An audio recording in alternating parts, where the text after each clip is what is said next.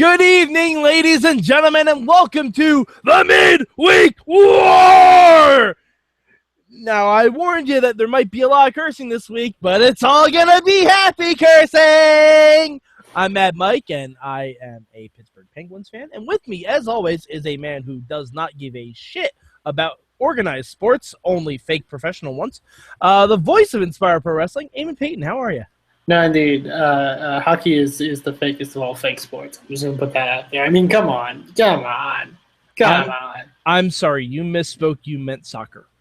Isn't that what it's called? Isn't that what it's called in, I don't know. I can't make a joke about sports because I know nothing about sports. Hockey is essentially Canadian soccer with sticks. But I know a lot about professional wrestling. So yes, we do. All right, Eamon, we're talking about NXT. We're building up to Takeover, the end, whatever the fuck that means. Jesus Christ. I'm pretty sure it means Baron Corbin is going to come back and end all of us. Maybe. So while we have it, let's talk NXT. What was your word this week? God, what's a good word this week? God, I can't even think of words. Takeover? Sure. That's a cop-out. Whatever. Screw it. We're building the Takeover. That's my point. Build. Sure, build. Okay.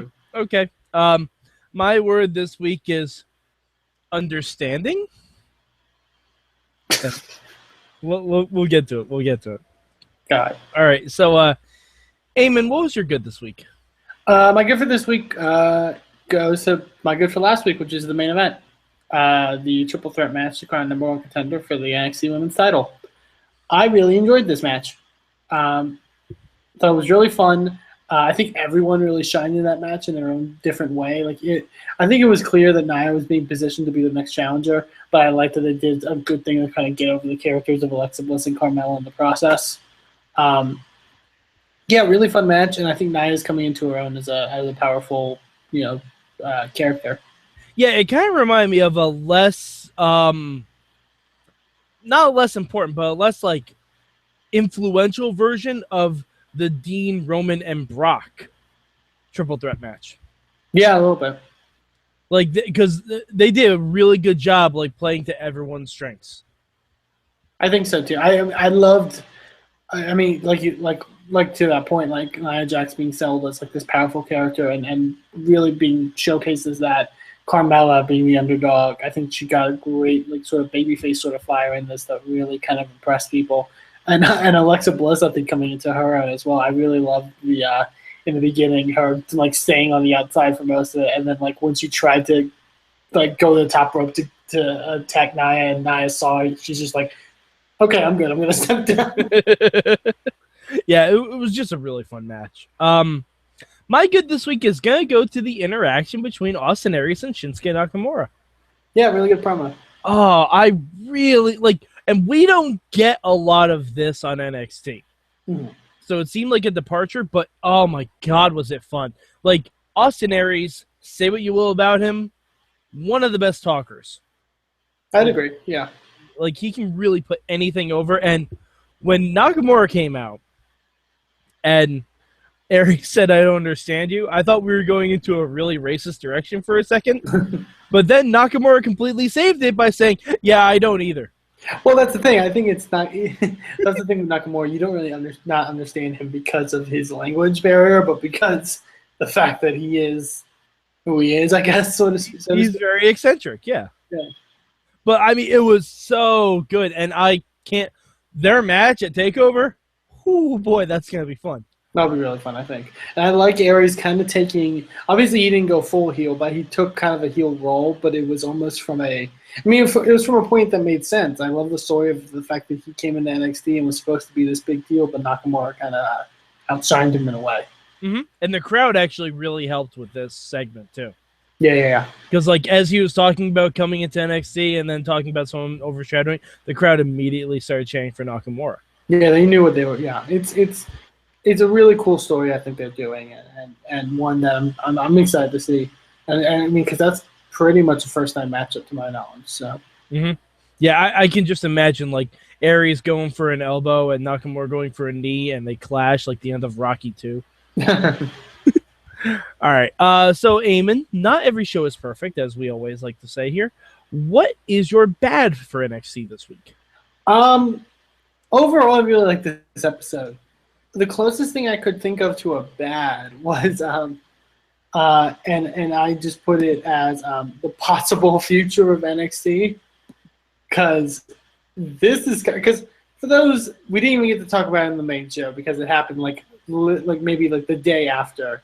The morning after we reported the main wrestling. Literally less than 12 hours after we finished the Mayhem show. Yes, but they announced that SmackDown 1 was going to be going live, and 2 that they didn't announce a brand split or a draft, but they announced that there will be different rosters for both Raw and SmackDown. So basically a brand split or draft. And it really kind of puts things into perspective, the fact that this is being called NXT TakeOver The End. Yeah, I still don't know exactly if it's going to be the end of NXT, because I don't think it is. Well, here's the thing, because I think people can, without the context, people can look at that as, this means they're saying it because it's it's the end of the Balor-Joe feud. You know? like a changing of the guard type. But it just goes with, because Triple H tweeted on June 8th, live on the network, TakeOver The End, ... Where do we go from here?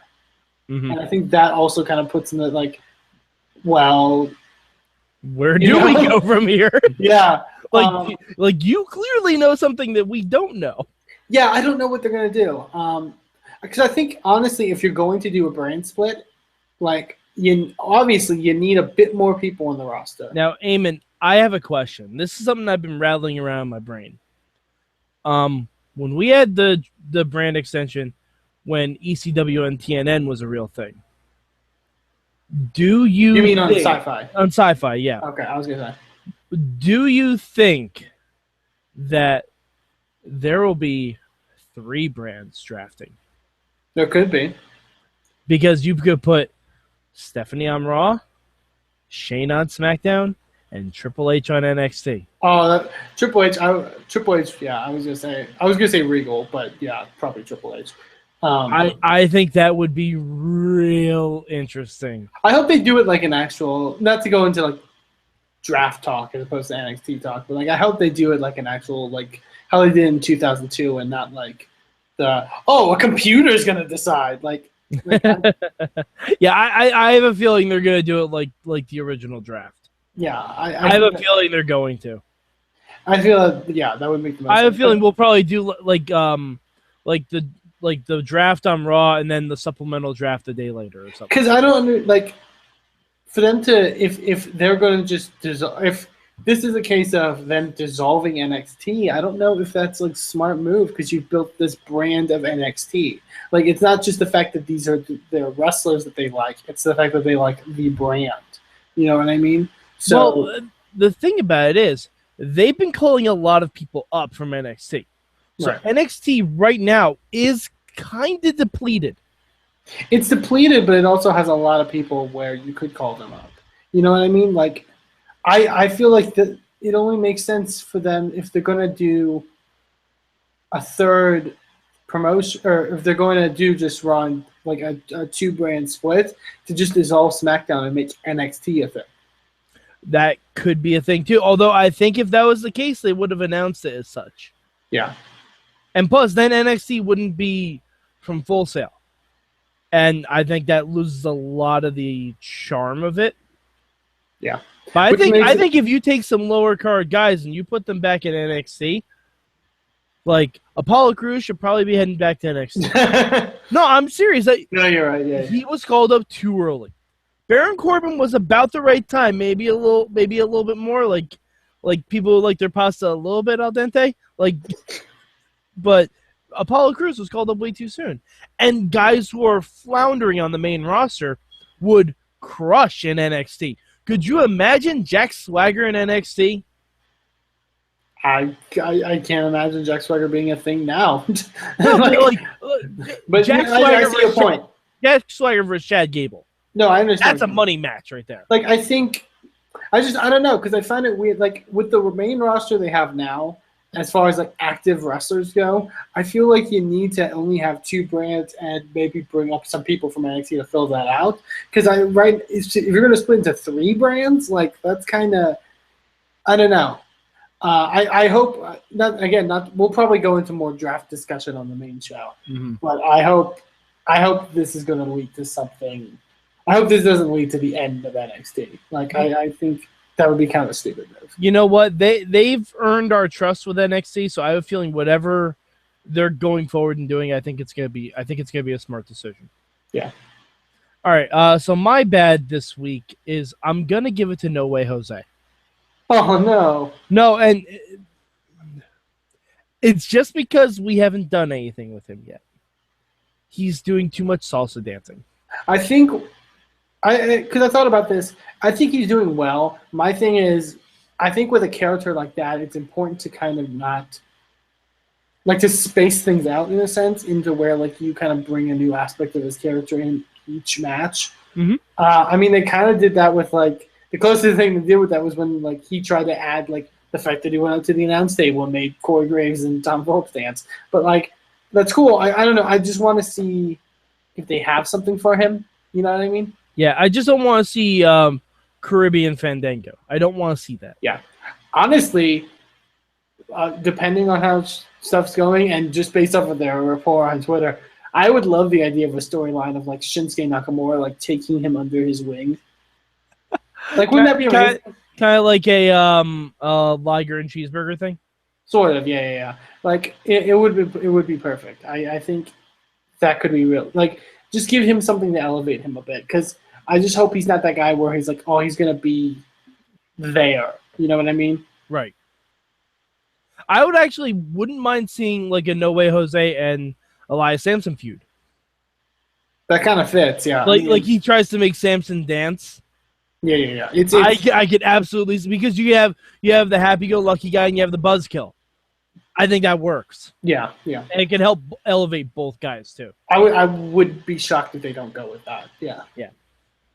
Alrighty. So Eamon, if you could make a change this week, what would it be? My change, it's a slight change. It's still, because keep in mind, this still got me extremely excited. I thought this was an amazing promo package this week. My change would be the complicatedness of La Sombra's new NXT name. Yeah. And you know what's weird? I saw him at the Poughkeepsie show. Oh, okay, yeah. And they just called him Manny Andrade. Yeah, I know they just recently, like, changed his name. Which I think it's just a little too complicated. But I mean, I'm excited to see La Sombra. Like, oh yeah, dude. Like, I had not seen him wrestle before. Full disclosure, had not seen anything. We had no idea in the crowd who he was. He wrestled Ciampa, and the crowd was on their hands when the match started. By the time it ended, we were chanting for Manny. Yeah, it's, oh my god, just so good. I think he'll be a good sort of fit in NXT, and then I'm excited to see what he does. Like, I'm for all reports, like you said, like, house show wise, he's been impressing. So I'm excited to see what he gets called up. And the rumor is that Tommy's coming back soon. So yeah, that could be yeah, because I know we mentioned, like, the whole, like, NXT being there kind of depleted, and right now I would say yeah, but there are a lot of, like, if a Tommy's rumored to be coming back, if La Sombra debuting, you've got some other good talents, like, in developmental now. We've got the debut of a new tag team this week. Like, I think there is a lot of talent down there. They just need to bring them up on the main show and, like, really develop them. All right, well, that kind of leans into my change this week. I would have had the new debuting team, TM61, also known as the Mighty O'Neil. I would have had them win. See, I was very happy they didn't win. No, I mean, I get why they didn't win, because at the same time, you have to push Gargano and Ciampa because they're going to be in the Cruiserweight Classic. And they've been, but I don't know, the way they're putting over that these guys have teamed forever, and Ciampa and Gargano are, like, a recent thing. I feel like it kind of, the match itself was great. The match itself was fun as shit. but I think the way the announcers sold them as a team, them not winning kind of hurts it. To a degree, I just like it from a fact of, I feel like we get in this point where it comes to like big people debuting in NXT. Like I like the fact that they kind of just came in this way of being like, hey, this is the new tag team. Let's still hype them. Let's still put them over. But like they're also like, let's build them up. Let's not start them as strong as we start like a Nakamura or a Balor or even like an Austin Aries or something like that. Let's let them work kind of from the bottom up. And I like that. Yeah. Also, can we change your name? I think their name makes because they were known. As soon as I saw TM61, I knew who it was. I couldn't help thinking of Pokemon. I've seen comments saying it's a Pokemon reference. Basically, because they were Shane Haste and Mikey Nichols. Their new names are Nick Miller and Shane Thorne, and then the Thorne and Miller make the TM now. And 61's the area code for Perth, Australia, which is where they're from. So that's the reasoning for the name. Oh, okay. Well, that makes more sense. But, I mean, I just looked it up. TM61 in Pokemon is Will-O-Wisp, and now it just makes me think of Jeff Hardy, and I'm sad. Oh, let's not do this on this podcast. This is not the Impact. I couldn't help it. I had to look up and see which one it was. Brother Nero. God damn it. But no. But yeah, I mean, otherwise, their debut was fun. Yeah, I liked it. I thought it was really good. I liked it. I love the fact that they put over, like, the stat that they put over was that they were the first Gaijin, meaning the first, like, non-Japanese team to make it as best tag team in Japan since Vader and Stan Hansen. Yeah. Bullet Club didn't do that, or did they come after them? They didn't win, like, I guess they didn't win the war for, like, best tag team. Because, I mean, Bullet Club's more of a faction, so I guess, like... That's true. That's true. Okay. All right. So, yeah. Fuck. NXT was really good this week. Eamon, where do you rank it? It's my number 2. This one's really close this week. I do think there was a lot of really good stuff on this show. They're doing a great job of building to Takeover. I really love going back to the women's match. I also really love the closing at the end. That line Nia gave to Asuka, where if you come this close to me again, I'll draw where you stand. And I'm like, I'm excited for this match now. Like, I'm very excited. They've done a good job of building stuff to Takeover. A lot of really good matches. And yeah. Yeah. It's barely a number 2. Yeah, it's very close. This week was really like. If one or two things went differently, it would have been the other way. I will say also the one thing that's kind of making me go, like, where I'm, like, on the fence of, like, picking one or the other was the announcement that Baby Metal's doing the music for TakeOver, which I'm very excited about. Once I heard that, I'm like, that's kind of fucking amazing. Yeah, I mean, this one was... If that No Way Jose match was just a little bit better, it might be number 1, honestly. Like, it might be number 1. But, yeah, NXT, such a solid show this week. All the way around, up and down. Alrighty, so, Eamon, where can the good people of the internet find you? You can find me on Twitter at Eamon2Please, and you can also check out Inspire Pro Wrestling on Twitter at InspireProReds and at InspireProWrestling.com. Excellent. You can find me at MadMike4883 on the Twitter machine. Also, go to our Facebook page. We're talking all about the draft before we get to next week's show.